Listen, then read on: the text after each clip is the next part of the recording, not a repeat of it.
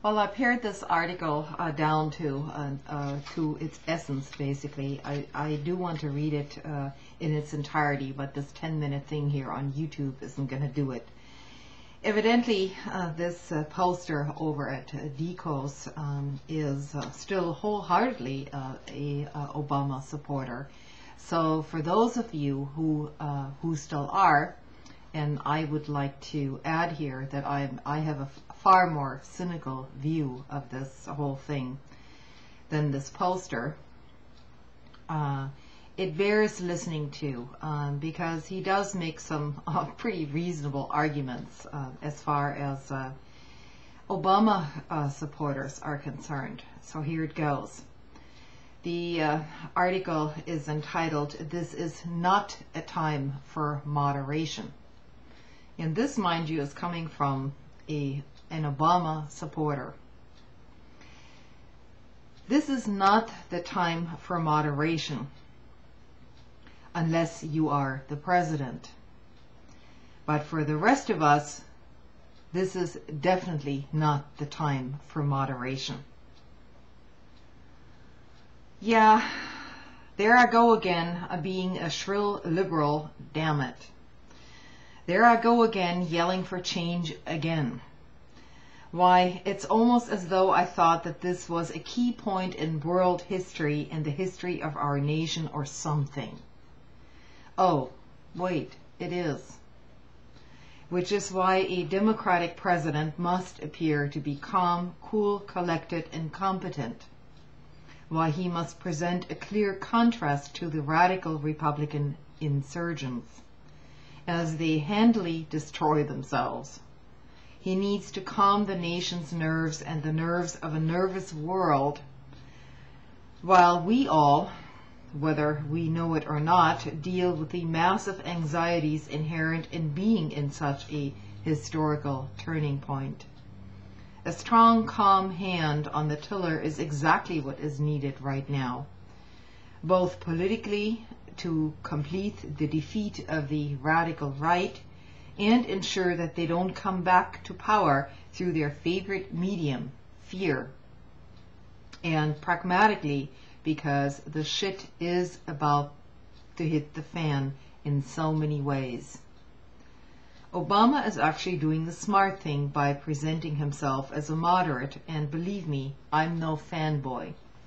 So this is this essay by this poster here on dkos. And he goes on to say, as for the rest of us, we need to be yelling our fucking heads off. As I've said over and over, politics is pressure. It is nothing but pressure. Politicians and governments, if left alone, are completely inert. They are incapable, and that in an extremely hypothetical state, of any movement whatsoever. They are pretty much limp until somebody blows. And as we have seen for the past 8 years, the people in this nation who really blow are the ones who have been blowing for the past 8 years. So now it's our turn to be the wind of real change. Change will not come if we wait for some other person or some other time. We are the ones we've been waiting for, and we are the change we seek. Moderates, by definition, have a hard time working actively for change. So when Obama says that we are the change we seek, moderates clap politely and wait for him to change things. I know. It's a weird dynamic that moderates would elect someone who tells them that he needs them to change, and then they don't actually do anything to help him. And he has asked them to do so, actually. They practically worship the guy. They defend him and say how awesome he is and count on him to change things. while ignoring what he says and does. The true test of an American so-called ideal is whether we're able to recognize our failings and then rise together to meet the challenges of our time, whether we allow ourselves to be shaped by events and history, or whether we try to actually shape them ourselves. America is a land of big dreamers and big hopes. It is this hope that has sustained us through revolution and civil war, depression and world wars, a struggle for civil and social rights, and the brink of a nuclear crisis. And it is because our dreamers dreamed that we have emerged from each challenge a little bit more united. So in a sense, yes, Obama tells us to dream, and the moderates are now ridiculing the dreamers. I always believe, ultimately, if people are paying attention, then we get good government and good leadership for the most part. But if we become lazy, then of course this will not ever happen. How do you yell against a faceless bureaucracy? By yelling at Obama to resist it when he is being co-opted, as many of us can see. Americans still believe in an America where anything is possible. They just don't think that their leaders do.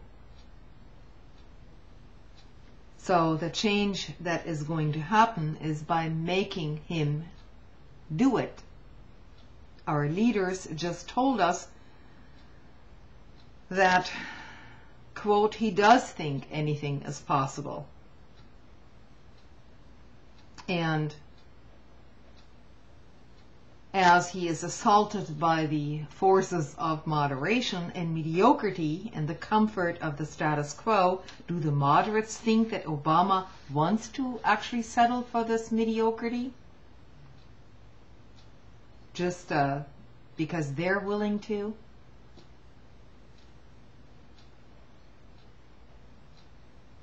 Moderates don't actually believe in change. They just think it's going to happen magically because we have some new leader in office. And of course, to the detriment of all of us, the politicians once again will need to settle for something less. Obama now is the government, and so is our Congress. And the way to change things is to make Obama responsible and to hold him accountable as well, just as any other politicians. So us activists have to make up for the moderates' failures. We have to acknowledge that progress has been made, but we need to understand that we have a long, long way to go.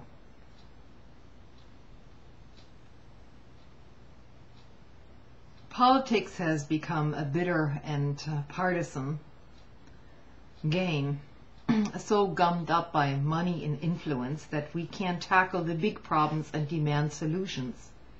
And that's what we have to change first.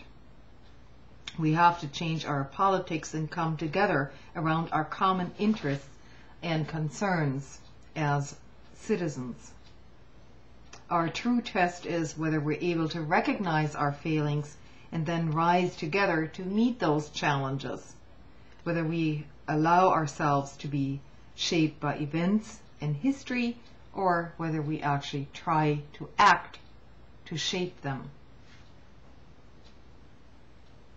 It's not just enough to change players, we've got to change the game. And we have only changed the player. Now, I don't intend to, or my intention was not to misquote this poster on dkos. I will post the entire article that he wrote on there so that you can read it for yourself. My interpretation of it is somewhat different and not quite as deferential, you might say. So my apologies to this poster if he thinks that or he or she thinks that I have misquoted the sentiment. But I believe the sentiment is quite the same. So thanks for listening. Good night.